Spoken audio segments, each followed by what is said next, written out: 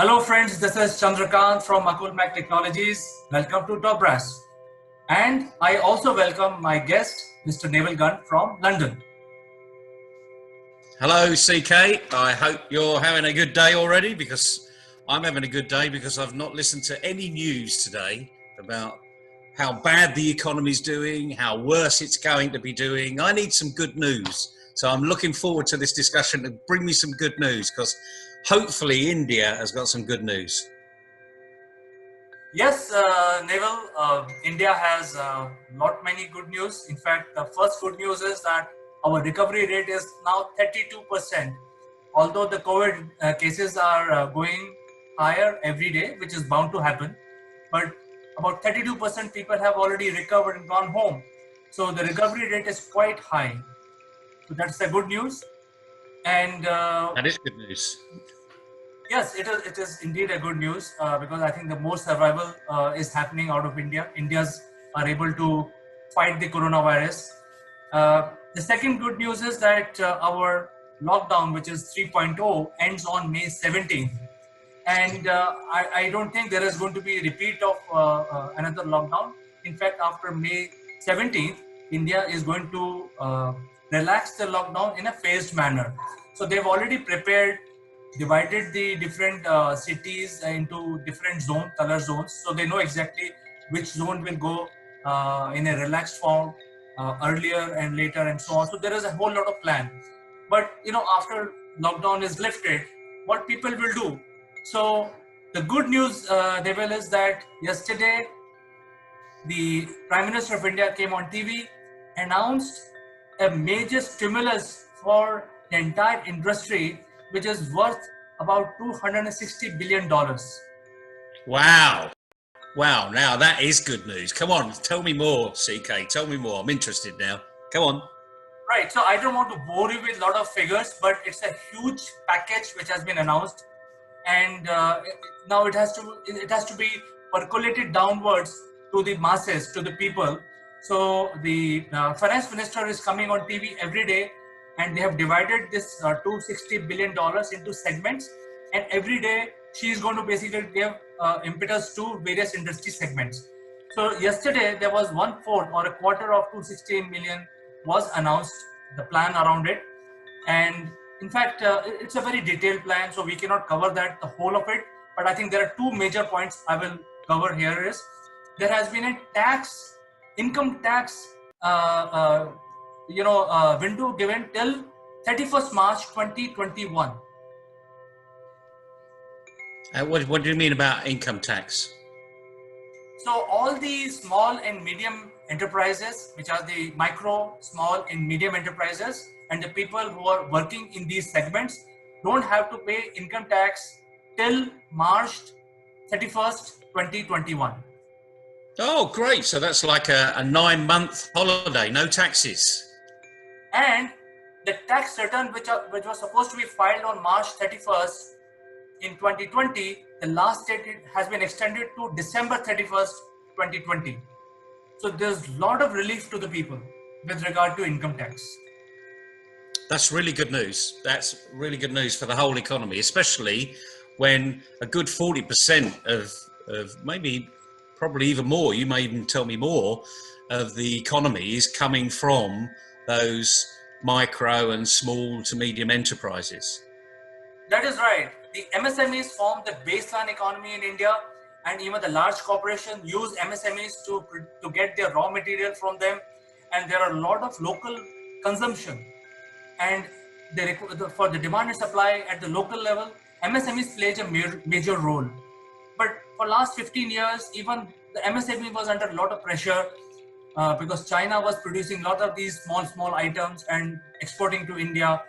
You will be surprised to know that 80% of what we need as a country, such a large country of 1.3 billion people, was imported, even today, in today's world. And majority of it was coming from China. Well, it's not a surprise. I mean, we are a global economy, and you're the second biggest economy, or you're the second biggest population in the world. But am I hearing that we might have a few changes coming along the pike there to be a bit more locally focused maybe? In fact, the second good news is Prime Minister gave a new mantra to all the Indians. He in fact used these words in English called "Be vocal for local." Be vocal for local. Well, I like it. I like it already. We had a slogan in the UK a few years ago of "Keep trade local." I wonder if it's got connotations on that approach. But tell me more. Come on, tell me more. I'm interested. Yes, very much. In fact, the biggest buyer in India are the governments. So there is a huge central government and there are 29 state governments. By and large, whenever the government, any government in any part of India buy, their procurements are very huge. And being a democratic country, our tendering process or RFPs are global in nature. And there are a lot of do's and don'ts which are imposed on the government. So to keep the matter fair, the tendering process was global all these while. But starting from today, the value of the tender, if it is less than $50 million, which is a huge amount, it has to be procured locally. So it's a fantastic change in the procurement process of the government. That sounds brilliant. So what we should be able to, this is a local stimulus. So this is as you say, the majority of services are bought by the government and the government's not going to go bust. So the government is still going to need lots of these services. So we're now presumably going to be very focused on a local basis. But that presumably means really local, like your local high street, perhaps. Absolutely. In fact, there are so many items that is required on day-to-day basis by the government, by people, even things like, tissue paper or, things like pen, which are required in huge quantity. Even those things were purchased globally and mostly were coming from China. So now there is a policy change, policy transition, where the procurement, which is $50 million and below, will have to be purchased from Indian businessmen. And anything which is higher than 50 million, that is, I think that this criteria covers 90% of the procurement, and only the 10% goes to the global tendering process. Wow, I mean that's a huge shift, and it's something that, frankly, I think every government should do. Frankly, they should be promoting local trade, local development, because there was a phrase that I used several years ago, was local healthy communities come from local healthy businesses. So in just a little history lesson, in the UK, we've got villages all over the country, and all the villages are connected, and then you end up being a small town locally. And what we've had is the services sector, predominantly actually the goods sector. So the pubs, the post offices, the local convenience stores are all being closed down in these small villages, because we've migrated to the smaller towns and the bigger towns. That's just an evolution of time. But frankly, what we lose is the community spirit of where the local post office was, where the local convenience store was. I mean, I'm fortunate to live very close to what we call a village. It's actually quite a small rural community, but there are 250 businesses on the high street. They're not physically at the bottom of the high street, which is all the retailers, the pubs, the post offices, the convenience stores, the takeaways, the cafes, etc., etc. But above them, we've got lots of other local requirements, like lawyers, solicitors, tax people, accountants, and they all live in that local community. So what I'm hearing from you is that the government are saying, shop local. Is that fair to say? Absolutely, Neville. In fact, this is going to revive the small and medium and micro industries, and there will be job opportunities or work for everyone. Because $50 million, when the government buys, like for example, some state government or a central government, they usually buy, because India is a large country, they usually buy in bulk. in order to justify the procurement process and get out the best pricing out of it. So you can imagine it's a huge tenders. $50 billion will be a very big quantity, and MSMEs will be able to scale up because one side they have suspended all the ancient labor laws, so there will be a lot of labor available for the MSMEs to hire. There will be on the other side the tax benefit given to the MSMEs so that they don't have to pay tax till March 31, 2021. So there is a lot of cash liquidity available with MSMEs, labor liquidity, which will result in higher production for MSMEs. It's brilliant. I mean, it almost sounds as though I've gone back to university and my A-levels studying economics and listening to the Keynesian theory and localisation and small is beautiful, that Schumacher book, which was only a small book, actually, no more than a B4, which literally said that there was a modular maximum size of any small business. And we see that on the local high street. There's a maximum local size until you become a grocer becomes a supermarket. But if they're a grocer and they're a good grocer, keep to being a good grocer, because then let someone else do other things like tins and paper and what have you.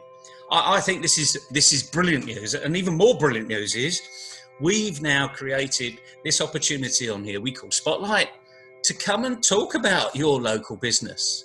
So now not only have you got an opportunity digitally to come and talk, because the digital arena, everyone's aware of all of these lovely digital products we've been using, from Facebook to Twitter to LinkedIn to Zoom, which probably wasn't a word 4 years ago in anyone's language apart from Zoom in and Zoom out. It's now a product, it's a brand.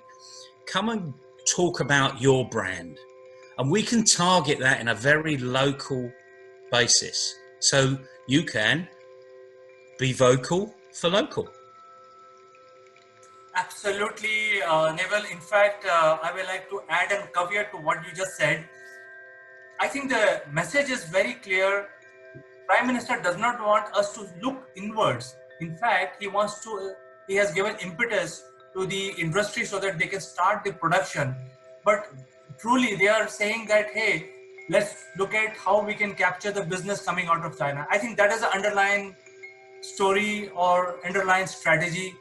And also the procurement, which, it used to be global. So I think they just want to get rid of all the companies which were supplying small items. Why not Indian companies can provide it? So I think that is where it is coming from. And it's not that. So the point I want to make here to add to what you just said is that any business which is coming up in India, it is coming up with a global outlook, and the Spotlight can provide the global outlook to you, to bring the global outlook to Indian manufacturers. We can take your message wide globally, even though you are manufactured locally here and also getting consumed locally. But there is no bar now on growing more than what you are today. No, that's absolutely right. And one of my catchphrases is collaboration. Even you're working with a competitor, you can both get the benefit of working together. So this is where 1 + 1 is greater than 2. So come on, come and talk to us. Book a slot. Let's have a real in-depth look at what you're doing, how you're doing it. The fact is, you're helping grow the community. You're employing people. You can employ more people if more people know about the products you've got, buy those products or services, and actually you can then reinvest in your organization.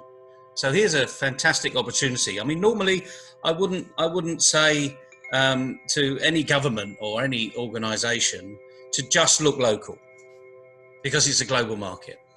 But you need to focus on the localization to become global. If you can't get it right locally, you'll never get it right globally. So now let's really focus on this local saying. Be vocal for local. I love it. I think there's probably a few acronyms that are going to come out of that, and maybe someone's going to come out with branding pretty quickly. But let's do it. Let's come on board, come and have a chat. It will increase your visibility, massive. And now the market is being driven by the government to help you increase your visibility. So it's a win-win as far as I'm concerned. Back to old style economics. Thank you so much, Neville. It was wonderful talking to you. We'll catch up with you tomorrow again. Certainly will, CK. Have a great day, everybody. Bye.